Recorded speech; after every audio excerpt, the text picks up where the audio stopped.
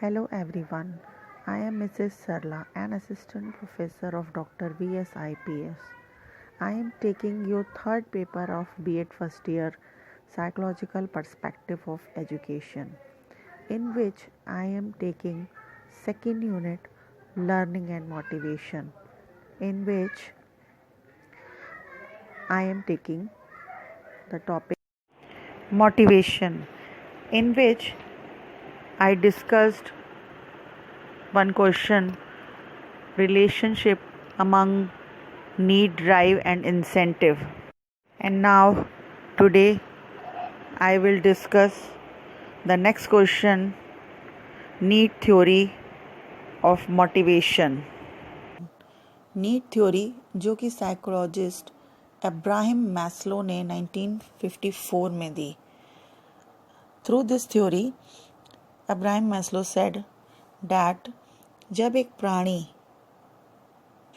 जीने के लिए यानी कि सर्वाइवल के लिए बहुत सी इम्पॉर्टेंट चीज़ों की कमी या नीड महसूस करता है, यानी कि सर्वाइवल के लिए हमें बहुत सी नीड्स ऐसी होती हैं जिनको पूरा करना होता है, तो वह उसे पूरा करने के लिए निरंतर एक्टिव होता है या मोटिवेट होता है, क्योंकि एक ही टाइप का बिहेवियर बहुत सी नीड्स को सेटिस्फाई कर सकता है या कंप्लीट कर सकता है. इसलिए नेचर ऑफ बिहेवियर जो होता है वो कई बार मल्टी मोटिवेट होता है. तो जब ह्यूमन बीइंग में बहुत सी नीड्स होती हैं, biological needs, psychological needs, social needs, बहुत टाइप की नीड्स होती हैं, और इन्हीं नीड्स की ऐसी डिफरेंट नेचर होने के कारण ही इन्हें पहचानना बहुत ही एक टफ कार्य हो जाता है कि कौन सी नीड किस तरह से सेटिस्फाई हो रही है या किस कैटेगरी में रखी जानी चाहिए. 2 पर्सन्स में या 1 ही पर्सन्स में दो अलग अवसरों पर, दो अलग सिचुएशंस में एक ही नीड के कारण डिफरेंट बिहेवियर हो सकता है. यानी कि अगर 2 पर्सन्स हैं और 2 सिचुएशंस हैं तब भी वो डिफरेंट बिहेवियर करेंगे, और कई बार एक ही पर्सन है लेकिन सिचुएशंस 2 हैं तो भी डिफरेंट बिहेवियर वह कर सकता है. स्टूडेंट्स, अब्राहम मैस्लो ने नीड्स को उनकी प्रीपोटेंसी यानी कि प्रबलता के आधार पर एक हायरार्किकल रिप्रेजेंटेशन दिया है. उन्होंने इस हायरार्की में 5 सेट्स लिए और उन्हें अलग अलग नाम दिए, उनको नीचे से ऊंचे स्तर पर रखा, जैसे कि फिजियोलॉजिकल या बायोलॉजिकल नीड्स, जैविकीय मांग, शारीरिक आवश्यकताएं. नेक्स्ट सेफ्टी नीड्स, सुरक्षा की मांग या सुरक्षा की आवश्यकता. सोशल या संबद्धता व स्नेह की आवश्यकता, सोशल या बिलोंगिंग्स और लव नीड्स. थर्ड स्टेज पर, थर्ड लेवल पर उन्होंने इसे रखा. नेक्स्ट 4th थी उनकी सम्मान की मांग यानी कि esteem needs. And the last one is आत्मानुभूति या आत्मसिद्धि की आवश्यकता, सेल्फ एक्चुअलाइजेशन नीड. इस हायरार्की में एग्जिस्टेंस के लिए सबसे पहले उन्होंने कहा कि हमारे लिए बायोलॉजिकल या फिजियोलॉजिकल नीड्स आवश्यक हैं या सर्वप्रथम है. जिस जिस नीड से हम सेटिस्फाई होते जाते हैं, जो जो नीड्स हमारे लिए हमें सेटिस्फाई करती जाती है, तो उसके बाद नेक्स्ट नीड पे व्यक्ति पहुंच जाता है. सबसे पहले बायोलॉजिकल नीड्स आती है और अंत में पूर्ण रूपेण जो होती है, पूर्ण रूप से वह आत्मानुभूति या सेल्फ एक्चुअलाइजेशन नीड को प्राप्त करने का प्रयास करता है. बायोलॉजिकल नीड्स की पूर्ति के लिए वह सबसे पहले स्टार्ट करता है, धीरे धीरे अगले क्रम में बढ़ता है, फिर उसकी संतुष्टि के लिए वह क्रियाशील होता जाता है, और धीरे धीरे जिस जिस नीड को सेटिस्फाई करता जाता है जस्ट उससे ऊपर की नीड पे वह पहुंच जाता है. तो उनकी यह हायरार्की फर्स्ट स्टेज से लास्ट स्टेज यानी कि निम्न स्तर से उच्च स्तर की तरफ बढ़ती जाती है. जो जो नीड्स सेटिस्फाई होती जाती हैं वे अगली नीड्स की सेटिस्फिकेशन की उसकी इच्छा आगे उसके व्यवहार को मोटिवेट करती है. इस प्रकार से किसी भी व्यक्ति का मोटिवेटेड बिहेवियर उसकी सेटिस्फाइड नीड से निर्धारित होकर उसे एंड में आत्मसिद्धि की आवश्यकता तक पहुंचाता है.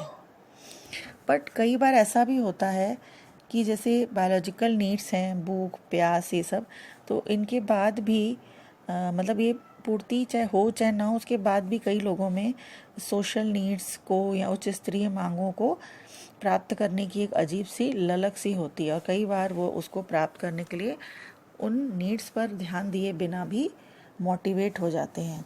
अब इसको थोड़ा डिटेल में समझ लेते हैं। मैस्लो ने जो 5 नीड्स दी हैं उसमें फर्स्ट आती है biological needs. Biological need means food, water, cloth, sex etcetera, जो भी ये कंपलसरी नीड्स होती हैं जो हर एक प्राणी को सर्वाइवल के लिए आवश्यक होती हैं। इनकी प्राप्ति के बिना व्यक्ति इससे ऊपर की नीड के बारे में सोच भी नहीं सकता है। सेकंड उन्होंने दी है जो सुरक्षा की आवश्यकता, सेफ्टी नीड। उसके लिए हम कह सकते हैं कि प्रत्येक मनुष्य को एक सुरक्षा की ज़रूरत पड़ती है, यानी कि सेफ्टी को। जब बालक पैदा होता है तो उसको अपनी माँ के, अपने फादर के सेफ्टी की आवश्यकता होती है। फिर धीरे धीरे वो फील्ड में आता है तो उसे अपने से ऊपर किसी की सेफ्टी की आवश्यकता होती है, चाहे वो शारीरिक सुरक्षा हो, चाहे वो कोई किसी चीज़ से बचाव के लिए हो। कहीं ना कहीं हमारे अंदर फियर्स, एंग्जाइटीज़ होती हैं जिससे हमें सेफ्टी चाहिए होती है।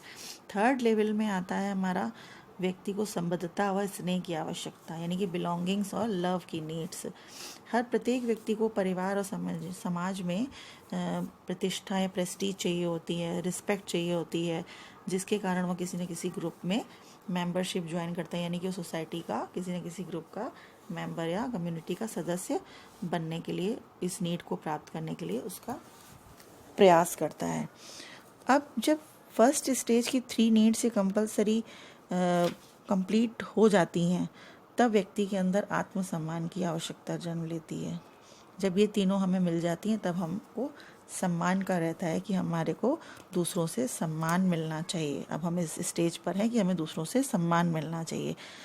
अब्राहम मैस्लो ने जो आत्मसिद्धि की आवश्यकता दी वो उसको सबसे अंतिम अभिप्रेरक के रूप में रखा। उन्होंने कहा कि जब व्यक्ति चारों स्तर तक पहुंच चुका होता है तब उसको इस आवश्यकता की आवश्यकता महसूस होती है। उन्होंने कहा कि जैसे एक संगीतकार है तो वो संगीत की रचना करता है, कलाकार है तो पेंटिंग करेगा, कवि है तो कविताएं लिखेगा, तो उसको इन सब कार्यों से एक अजीब सी शांति का अनुभव होता है, यानी कि वो क्या बन सकता है, उसे क्या बनना चाहिए, उसको इसी नीड को उसकी उन्होंने एक्चुअलाइजेशन, सेल्फ एक्चुअलाइजेशन कहा। और उन्होंने इस तरह से डिस्क्राइब किया, a musician must take music, an artist must paint, a poet must write poetry, if he is to be ultimately at peace with himself, what a man can be, he must be. He must be true to his own nature. This need may call self-actualization. तो अंत में हम ये कह सकते हैं कि इस तरह से निम्न स्तर से उच्च स्तर की आवश्यकताओं को पूरा करते हुए व्यक्ति अपनी आवश्यकताओं को कंप्लीट करता है, और एक एक आवश्यकता के पूर्ण होने पर वो नेक्स्ट आवश्यकता को, नेक्स्ट नीड को या नेक्स्ट लेवल को पाने के लिए अपने आप ही उसके अंदर इच्छा जागृत होती है और वो मोटिवेट होता है। और अगर नहीं मोटिवेट होता है या नहीं उसकी संतुष्टि होती है उस आवश्यकता की, तो वह एक अजीब सा डिससेटिस्फैक्शन अपने आप में या बेचैनी सी एक फील करता है। So students, this was the need theory of Maslow which is very important for you. Now we discuss about the techniques of enhancing learning and motivation. In educational process, motivation is very important.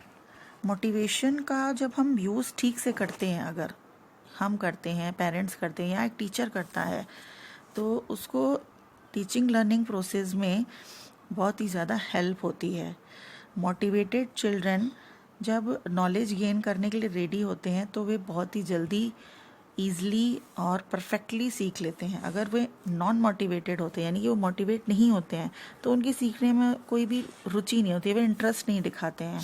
और उसको इसलिए उनका, अगर वो interest नहीं दिखाते हैं, वो रेडी नहीं होते हैं, प्रिपेयर नहीं होते हैं, तो उनको उस हर चीज़ में उनको लगता है कि बहुत टफ है, डिफ़िकल्ट है, बहुत कठिनाई का अनुभव करते हैं.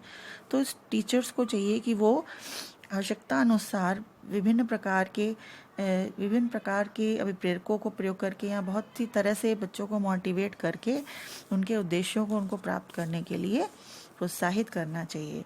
मोटिवेशन व्यक्ति के कैरेक्टर फॉर्मेशन में भी बहुत ज़्यादा हेल्पफुल होता है। टीचर ही एक स्टूडेंट को उत्तम चारित्रिक गुणों का, आदर्शों का, आइडियल्स, वैल्यूज़ को प्राप्त करने के लिए अभिप्रेरित कर सकता है।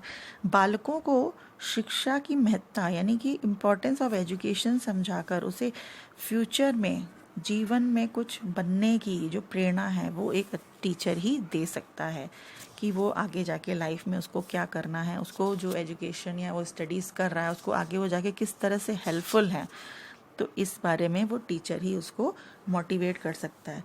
थ्रू मोटिवेशन स्टूडेंट्स के बिहेवियर में डिज़ायर्ड चेंजेस लाए जा सकते हैं।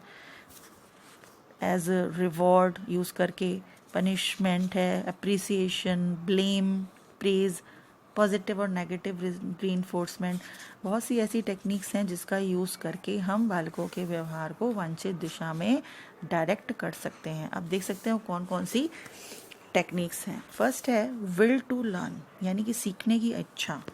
मोटिवेशन जब हम बच्चों को देते हैं तो ये फर्स्ट स्टेप होता है कि पहले तो हमें उस स्टूडेंट में लर्निंग की डिज़ायर पैदा करनी है। कहीं ऐसा तो नहीं उसके अंदर कोई इच्छा ही नहीं है। जब विल टू लर्न ही नहीं है तो वो कैसे सीखेगा? जब इच्छा होगी तब ये आगे देखा जाता है कि सर्कमस्टांसेस कैसी, सिचुएशन कैसी, एनवायरनमेंट कैसा है, क्या इस वजह से वो बच्चा नहीं तैयार हो रहा है। जब वो रेडी हो जाएगा, इसमें एक लॉ ऑफ रेडीनेस भी काम करता है। मीन्स जब बच्चा परफेक्टली रेडी होगा, कंप्लीटली रेडी होगा उस कार्य को करने के लिए, तभी तो वो मन से कुछ सीख भी पाएगा, अदरवाइज वो कभी भी मोटिवेट नहीं होगा। तो ये एक बहुत ही इफ़ेक्टिव मोटिव है विल। नेक्स्ट है सीखने में आवेष्टन, मीन्स इन्वॉल्वमेंट इन लर्निंग। किसी भी टास्क को या कार्य को जब हम उसके अंदर इन्वॉल्व हो जाते हैं करने के टाइम, तो पर्सन जो होता है वो श्योरली होता है कि वो उसमें सक्सेस हो जाता है। और नहीं भी अगर होता है, उसको लगता भी सक्सेस शायद नहीं मिल पा रही है या सक्सेस अभी दूर है, बट उसको सक्सेसफुली उसको करने की पूरे एफर्ट्स करता है, पूरा स्ट्रगल करता है उसको करने के लिए, क्योंकि वो मेंटली इस चीज़ में उसको अपना जो इन्वॉल्वमेंट है वो मेंटली ले लिया है कि अब मुझे ये कार्य करना है। मीन्स वो लगन से उस कार्य को करता है और नई चीज़ों को सीख लेता है। नेक्स्ट आता है level of aspiration. Level of aspiration सीखने की प्रोसेस में एक बहुत ही इम्पॉर्टेंट रोल प्ले करता है। जैसे कि व्यक्ति के जीवन के लक्ष्य क्या हैं, उन लक्ष्यों के लिए वो क्या प्रयास उसको करना चाहिए, उसको किस तरह से सफलता मिल सकती है, तो उसका जब ये सब उसका एक माइंड में चलता है तो उसका लेवल ऑफ एस्पिरेशन ऊंचा हो जाता है। और सफलता मिलती है या सक्सेस नहीं हो पाता है तो उसका लेवल ऑफ एस्पिरेशन डाउन हो जाता है। It is very important in the process of learning. Next आता है कंपटीशन। मोटिवेशन से हम स्टूडेंट्स में एक हेल्दी कंपटीशन की फीलिंग उत्पन्न कर सकते हैं। मीन्स एक अच्छी स्वस्थ प्रतियोगिता की भावना, जिससे वो अधिक समय तक कार्य करे, बहुत अधिक स्ट्रगल से वर्क करे, या उनके अंदर ये फीलिंग आ जाए कि I can do it, I will do, मैं ये करूँगा, मुझे इससे सफलता मिलेगी। नेक्स्ट आता है नॉलेज ऑफ सक्सेस, सफलता का ज्ञान। सफलता का ज्ञान भी व्यक्ति को अभिप्रेरित करता है। जैसे उन्होंने क्या क्या सफलताएं प्राप्त की हैं, उन सफलताओं की नॉलेज से, यानी कि हमें पता चल गया कि अब हमें सक्सेस मिल चुकी है तो हमें थोड़ा और आगे जाएंगे तो हमें और सक्सेस मिलेगी। जैसे स्टूडेंट्स के टेस्ट लिए जाते हैं, एग्ज़ाम्स लिए जाते हैं, तो उनको अपनी शैक्षिक उपलब्धि यानी कि जो अचीवमेंट उन्होंने लिया होता है, जो उनके मार्क्स आते हैं, तो उससे उनको एक रिजल्ट से आइडिया मिल जाता है अब हम इतने अच्छे ले आए तो आगे हम और भी अच्छा करेंगे, उससे भी वे मोटिवेट होते हैं। नेक्स्ट वन आता है प्रेज, यानी कि प्रशंसा, एप्रिसिएशन। एप्रिसिएशन एक पॉजिटिव मोटिव है, यानी कि जब हम किसी के अच्छे कार्य की प्रशंसा करते हैं, उसको अप्रिशिएट करते हैं, तो उससे बहुत और भी अच्छा, और भी दुगना, और भी बेस्ट वर्क करने की चांसेस या संभावना बढ़ जाती है। और वह एक तरह से एक्साइट हो जाता है, उसके अंदर एक एनकरेजमेंट आ जाती है कि मुझे और भी इससे अच्छे से अच्छा करके दिखाना है। नेक्स्ट है ब्लेम। निंदा एक नेगेटिव मोटिव है, निषेधात्मक है, क्योंकि कई बार क्या होता है लोगों को क्या होता है, समाज की बड़ी टेंशन रहती है कि नहीं उसने ये कहा तो क्या होगा, कोई हमें कुछ ऐसा ना कह दे। तो ये एक निंदा की जो एक चिंता होती है, उससे भी हम बालक के व्यवहार में सुधार ला सकते हैं। जैसे हमने उसको कहा कि देखो तुम ऐसा कर रहे हो और तुम्हारे पेरेंट्स क्या कहेंगे, पेरेंट्स का स्टेटस ऐसा है या उनकी ऐसी प्रेस्टीज है, तुम्हारे पापा इस पोस्ट पे हैं तो ऐसे क्या कहेंगे। तो एक तो उसके अंदर एक अजीब सा नेगेटिव सा एक डर रहता है कि बिना मारे हम उसको इस तरह की बातों से उसको मोटिव करके उसके अंदर सुधार ला सकते हैं। नेक्स्ट आता है रिवॉर्ड। रिवॉर्ड प्रेस का ही एक क्लियर और मॉडिफाइड फॉर्म है। यानी कि जैसे कोई हमने चीज़ दे दी या कोई मनी या कोई ऐसा डिस्काउंट या कोई ऐसा रिवॉर्ड दे दिया, कोई गिफ्ट दे दिया, तो जिससे बच्चा खुश हो जाता है। जैसे कि पॉजिटिव रीइंफोर्समेंट की इसमें बात कर सकते हैं कि बच्चों को कुछ भी पॉजिटिव रीइंफोर्समेंट देकर हम अच्छे से अच्छा कार्य कराने के लिए मोटिवेट कर सकते हैं। नेक्स्ट आता है पनिशमेंट। पनिशमेंट भी एक नेगेटिव रीइंफोर्समेंट कहलाएगा। उसकी तरह ही होता है कि हम उसको फिज़िकली भी थोड़ा सा दंड दे सकते हैं या मेंटली भी कुछ ऐसा उसको कह सकते हैं जो उसके दिमाग में घूमता रहे, उसको एक डर बैठ जाए, नहीं मुझे ऐसा नहीं करना है, नहीं मुझे अच्छा कार्य करना है। तो उससे हम उसके बिहेवियर में चेंजेस ला सकते हैं, तो उससे उसकी लर्निंग अच्छी हो सकती है। नेक्स्ट आता है प्रेस्टीज, प्रतिष्ठा। प्रेस्टीज प्राप्त करना हर एक व्यक्ति की इच्छा होती है। जैसा कि मैस्लो की थ्योरी में भी उन्होंने कहा कि जब हम स्टार्टिंग के 3 लेवल्स हो जाते हैं तो उसके अंदर एक आत्मसम्मान की भावना का वो होता है कि हमारा अब ये हमारी इतनी प्रेस्टीज है, हम इस पोस्ट पे हैं तो मुझे दूसरों से सम्मान मिलना चाहिए।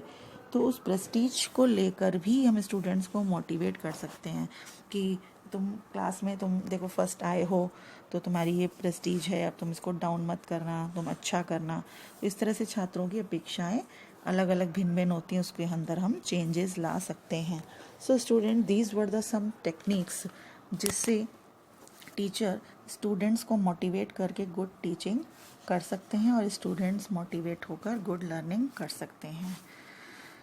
सो these were some important questions which we discussed today. I hope you have understood these concepts properly. Okay, thank you all. Have a good day.